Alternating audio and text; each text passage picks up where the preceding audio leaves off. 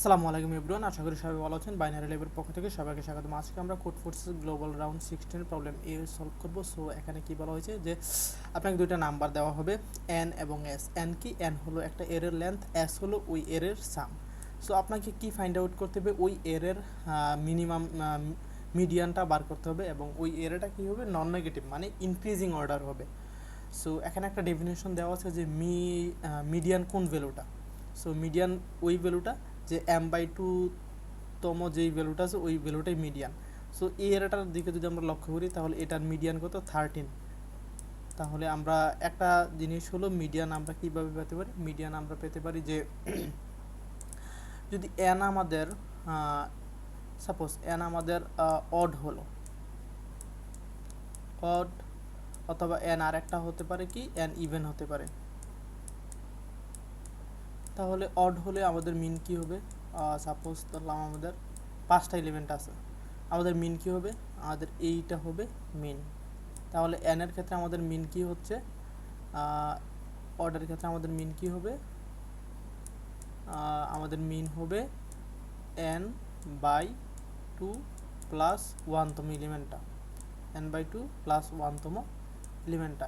আর ইভেনের ক্ষেত্রে কোনটা আমাদের মিন হবে? যদি আমাদের 4টা অর 6টা থাকে তাহলে আমাদের মিন কোনটা হবে? আমাদের মিন হবে এইটা।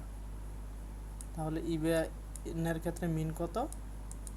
ইভেনের মিন হলো n/2। n/2 কত? 3। তাহলে এটা হলো 3তম এলিমেন্ট মিটার। তো এখানে আমাদের কি বলা হয়েছে যে এখানে আমাদেরকে বলা হয়েছে যে প্রথমে এন দেওয়া হবে, পরে সাম দেওয়া হবে। তার মানে এর টোটাল সামটা দেওয়া হবে, আমাদের কি বার করতে হবে? মিডিয়ান বার করতে হবে। তো আমরা যদি এই 3 আর 5-এর ক্ষেত্রে দেখি, 3 আর 5-এর ক্ষেত্রে আমাদের আনসার কত? 2। তো আমরা যদি এই উদাহরণটা একটু দেখি যে এন হলো 3 আর সাম হলো 5, এটা হলো এন আর সাম হলো 5, তাহলে আমাদের কয়টা? 3টা গড়।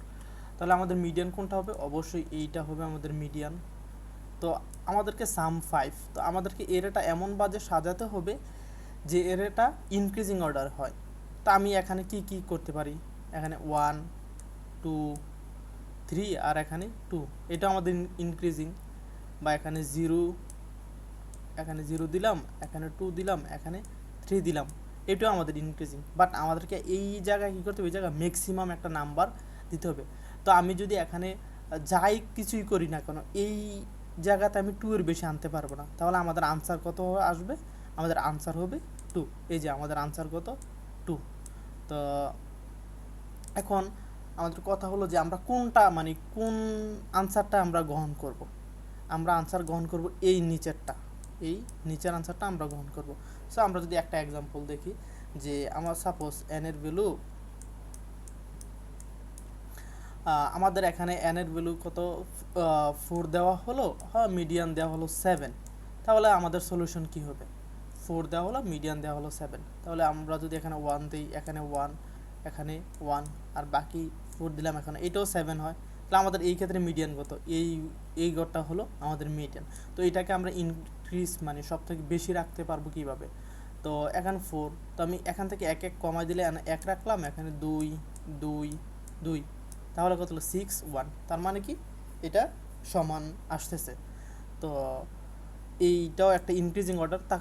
এই জায়গায় কি আসতেছে? 2। তার মানে এই 2, এখন যদি আমি 3 করতে চাই, পরেরগুলোও মাস্ট 3 করতে হবে, কারণ ইনক্রিজিং অর্ডার রাখতে হবে। 3 করতে গেলে আমাদের সামটা বেশি হয়ে যাচ্ছে, তখন আমরা করতে পারবো না। তো আমরা এইটাই আমাদের বেস্ট পসিবল আনসার। তো এটা আমরা কীভাবে করব?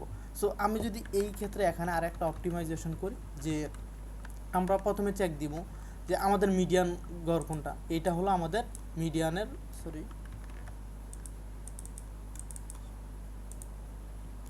এইটা হলো আমাদের মিডিয়ান, এই গড়টা।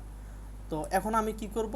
এই গড়টা যেহেতু মিডিয়ান, তো এই গড় থেকে এন পর্যন্ত দেখব কি আছে, কতটা গড় আছে, এই গড় ইনক্লুডেড। তো এই কত আছে? 3 আছে, 3টা গড় আছে। তো এখন আমাদের যে সামটা আছে, ওই সামটাকে কি করব? 3 দ্বারা ডিভাইড করব। 3 দ্বারা ডিভাইড করে দেখব যে প্রত্যেকটা ঘরে কত করে পড়ে। তো সাম 3 দ্বারা ডিভাইড করলে কত? 2 করে পড়ে। তো প্রত্যেকটা আমি কত দিয়ে দিব? 2 2 2। আর এর আগে যা কিছু আছে সবগুলো আমি 0 দিয়ে দিতেও পারি, বা 1ও দিতে পারি, যেহেতু 1 বেশি আছে 1ও দিতে পারি, ওই আমি 0ই দিয়ে দিলাম। আর 1টা কী করবো, 1টা লাস্টে দিয়ে দেবো।